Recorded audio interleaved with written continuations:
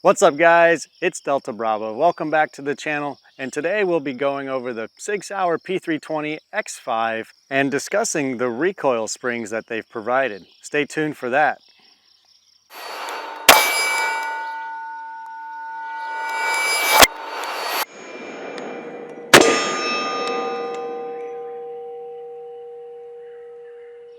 So basically I got the P320 Sig Sauer X-Five X-Change kit because I already had a Sig Sauer P320 Sub Compact. So all I needed to do was take the FCU out and put it into the X-Five.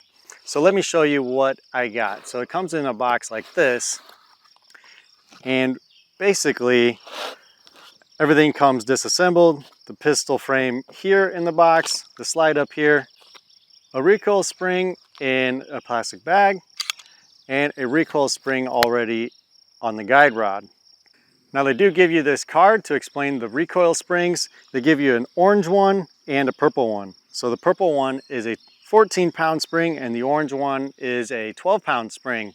So basically what I want to find out today is how both of these springs affect different ammo. So what I have also on the ammo side is the three popular ammo grains. The 115 grain made by Defender Ammunition, and that runs at 1160 feet per second. The second one that I'll test from Defender Ammunition is the 147 grain, which runs at 970 feet per second. And the last one, they don't really make, this company I think is out of business now, but I got this a long time ago and it's pretty good ammunition. But anyway, it's the 124 grain target ammunition, and there is no feet per second or velocity mentioned on here. I might have to check their website. Well, I don't even know if they really have a website anymore, but try to do some digging and see what the velocity is on these. So we're gonna test each of these ammos out with each guide rod. So let's see how the recoil is and how much better or worse I shoot with each of it. But basically, a few things before we get started, a little bit behind recoil springs. So the heavier the recoil spring is, the word on the street is that it's going to send the slide forward a lot faster and might cause your muzzle to dip a little bit, causing you to bring that muzzle back up and could slow you down a little bit. On a lighter spring, it's not going to do that. But however, the heavier spring that you have, the faster the slide is going to go forward. And with a lighter spring, the slide is going to hang back a little bit longer and then go forward. Let's find out today what everything looks like, how the recoil looks, and maybe also see how slow or how fast the casings are ejected, okay? All right, also before we go into the shooting, let me just show you what came in the box. So you get this tungsten TXG grip module, you get the slide, you get the barrel, you get the guide rod and the spring, but you don't get the trigger or the FCU, by the way. That trigger is also separate that I installed as well. That's the standard skeletonized trigger from Sig Sauer, the flat trigger. You also get a couple extra Dawson Precision fiber optic sights. You'll get two springs, the purple one and the orange one, which is already inside the gun. It's the one that came with the guide rod, so I didn't take it out, but I'll show you guys that later on in the video. And you get two magazines. Now these are not Legion magazines. They don't have the Legion symbol on it, even though this is basically a Legion gun now. It just was not sold under the Legion brand, and that's because every Legion has its own specific serial number on it. And this one is my old FCU from the Sig Sauer P320 Sub Compact that I got years ago when they first came out. But I did go to Proven Arms Outfitters, by the way, and they are selling the X-Five Legion magazines for $45 if you buy 3 or more. So that's the deal that I got. Other than that, you get this card about the guide rods, and then you get also a little safety instruction booklet that I didn't bring to the range today. All right, so with that said, let's go ahead and do some shooting tests. All right, so we just finished testing the orange 12-pound spring, which wasn't too bad. I did notice a little bit, or felt a little bit more, or the most recoil in the 124 grain. But overall, everything seemed to shoot very well. We won't know exactly what they looked like until we review the high-speed footage. So it is quite simple to change the guide rod, obviously, as you P320 fanatics know. Go ahead and lock the slide back, make sure there's no magazine in it, make sure everything is clear, obviously. Turn down the takedown lever, release the slide lock, and you'll get two parts, obviously. Here's the guide rod with the spring on it. Now they are 1911 springs, so that is nice, because then you can basically swap any of these out for any 1911 spring with different weights that you might be able to find. So that is the orange one. Maybe you can kind of very faintly see the orange paint marking that they put on the spring. And here is the purple one. There's the purple tint, if you can see that at all. But all you do is basically go ahead and put that back on like it came off. Pop this back into the slide, and there you have it. Got your new spring in there. We'll go ahead and put the firearm back together. Slide goes on like that. So I'm right-handed, so it's easier for me to do it like that. Lock the slide back.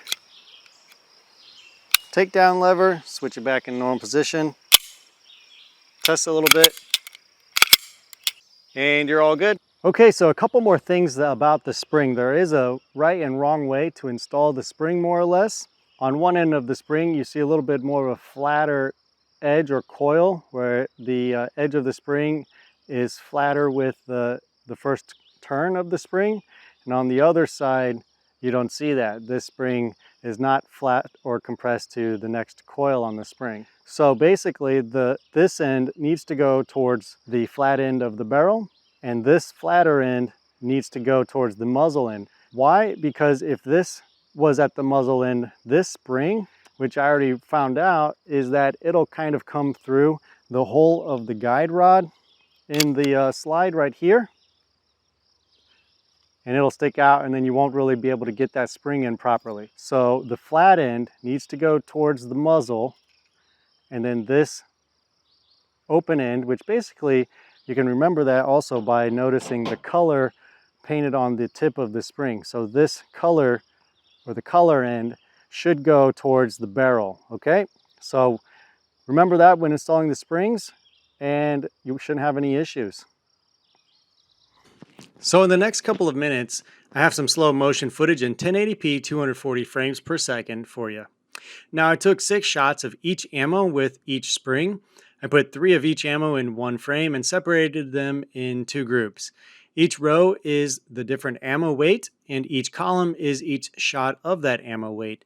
The dark bars across the screen are to show you where the muzzle started for easier visualization. I'm going to let it play for you, and we'll freeze it to show you the maximum muzzle rise and maximum dip of each shot, and we can analyze together which ammo with which spring works best for me as far as muzzle control. So I'll freeze it here. Each bullet grain seems to be consistent. I'm watching the Picatinny rail on the pistol to judge how high the muzzle is rising for comparison. So with the 12-pound spring, the orange one, it appears that the best bullet grain consistently is the 115 grain ammunition, followed by the 124 grain, even with the anomaly in the middle right of the photo, and you can go back previously to see that it's consistent. Then you have the 147 grain ammo with the most muzzle rise. So we'll let it play out and show you the maximum dip that I see. Now in this case, it seems the opposite order applies. The 147 grain has the least muzzle dip with the 12-pound spring, and the 115 grain has the most muzzle dip, while the 124 grain is also pretty good. I'm not sure which to choose exactly, but I think I'd much rather prefer the least muzzle dip to get my sights back on target faster. But overall, out of the 3, the 124 grain seems to be the best average out of them. But I'd still go with the 147 grain, and then lastly the 115 grain ammo. So now we'll look at the purple 14-pound spring. We'll see the shots, the reverse, and that same shot again before seeing the same in group 2, and I'll freeze it to discuss what I see.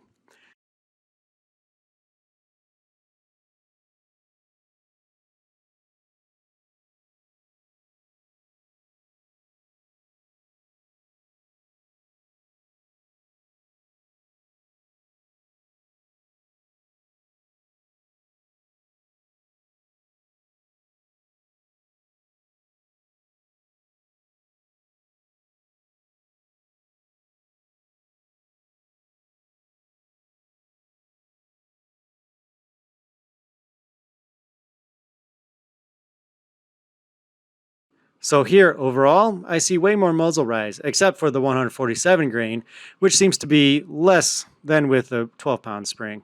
So the 147 grain definitely takes the cake here, followed by the 115 grain and the 124 grain, although they're almost tied judging by the top 6 photos.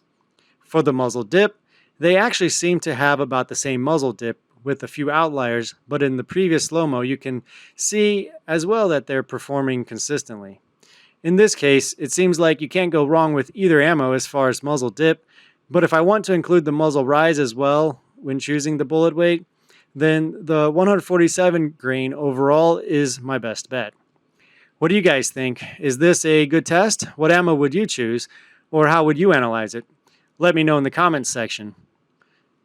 And here's a photo of all of them combined that we talked about. While shooting though, I didn't really notice a major difference in recoil, but slowing it down like this really helps out. But again, more shooting and getting used to it, I may have a different opinion later on. This is just my test, and what works for me may not work for you. All right, some final thoughts here about what I've initially thought about these springs and the different types of ammo.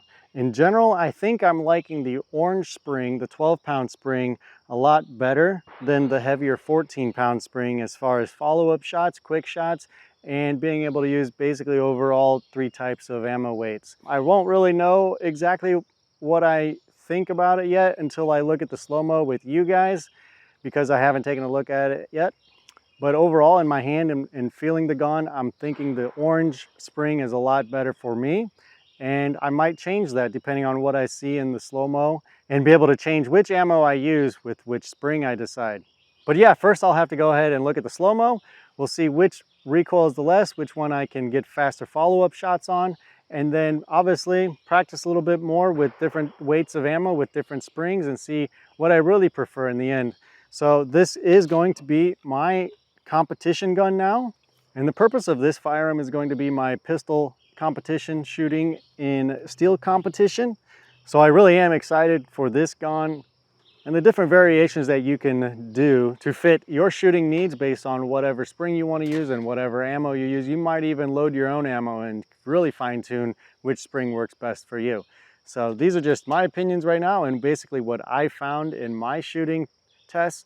So if you guys have any comments or feedback, or what have you guys found out, go ahead and leave those in the comments section. And if you like this video, please subscribe, like the video. And if you don't like the video, just go ahead and click that thumbs down button twice. It won't hurt. We'll see you in the next video, guys. Thanks for watching. Block the flight.